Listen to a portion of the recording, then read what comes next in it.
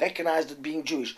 I call these Jews gourmet Jews. Jews on food. And that's the whole thing. Like the same way as I call the Hasidic Jews, some of them who do not practice really being Hasidic and frum and learning Torah every day, which is a duty of a Jew, praying and asking God for help. And some of them just go dressed as Jews, Hasidic, but aren't really very frum. So sometimes you will get in a society where you will find an Orthodox person dressed as an Orthodox Jew doing something wrong. And he's not really an Orthodox Jew. He's just dressed as an Orthodox Jew. The same way as you will find a gourmet Jew, a person who eats gefilte fish and everything else, just dressed with eating gefilte fish, but not really being Jewish.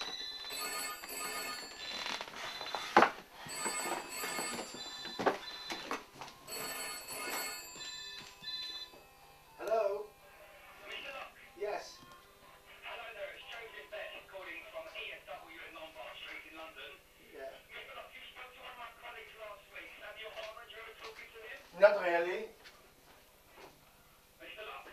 Yes. Not really. I don't remember talking to him. So, Mr. Locke? Yes, I'm here with you. I don't... Hello? I don't remember talking to him. What was it about?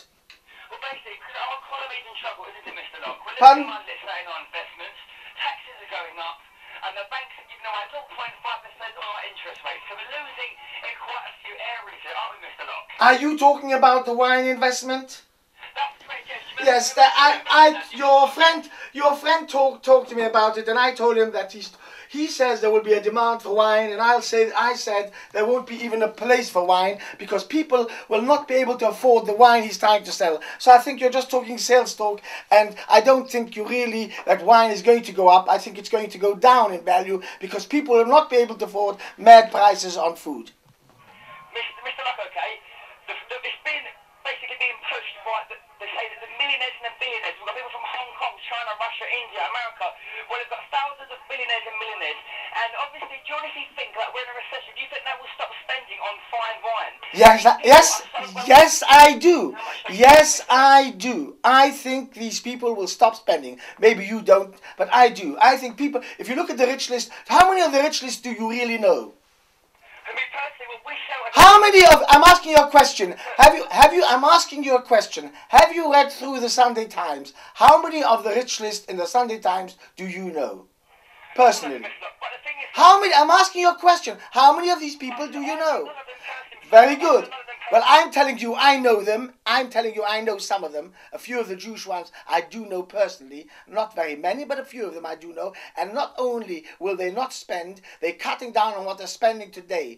They are cutting down. They will not spend on wines and high expensive wines on food. They will not do this. So I think you're talking the same way as the bankers talked a load of rubbish before by giving 125% mortgage on a house which is worth over thing and then losing the money. The same way, I don't think you lot know what you're talking about. The Financial Times does. I'm going to ask you a question on the Financial Times, even on the rich list. I phoned up. There was a program on the radio about the rich list, about the Financial Times, and I said, "You said this person owns 100 million. Have you inquired what the person owes?" And they said no. So how can you know what if he owes?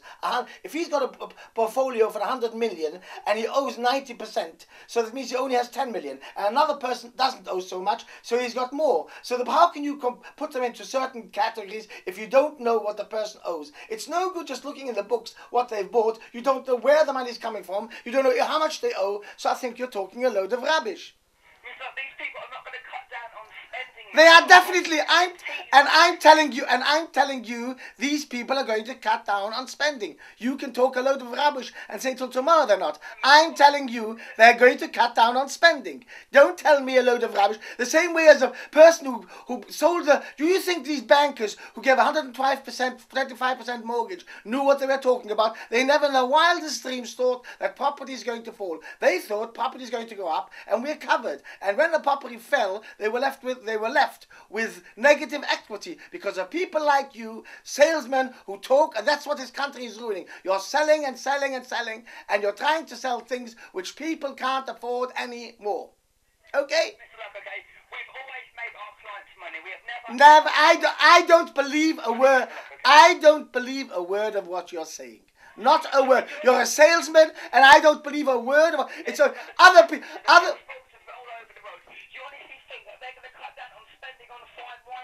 Yes, I do think so. Yes, I do. I do. Well, I can't. I'm sorry to disagree with you, but I do. I do agree with Mr. Brown.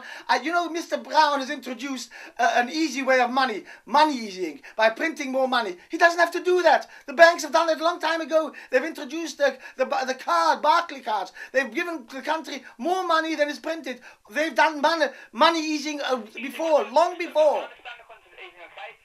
You do not understand.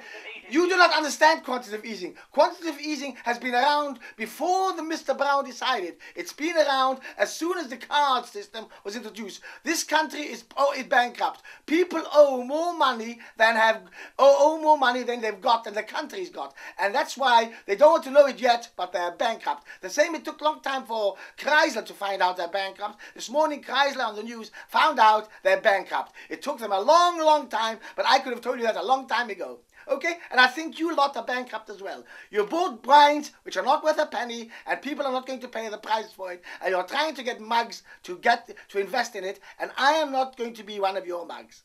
Mister, I'm asking you I'm asking you to invest in wine. Definitely. I'm giving you a bit of information to let you Yeah, right.